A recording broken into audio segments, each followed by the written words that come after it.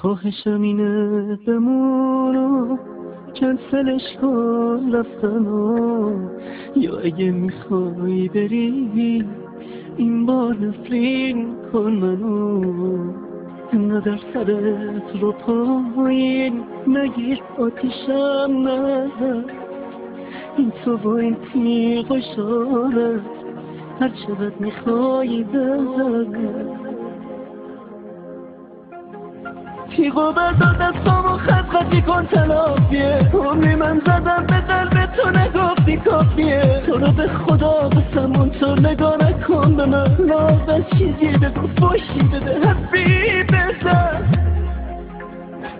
عزیزم دستات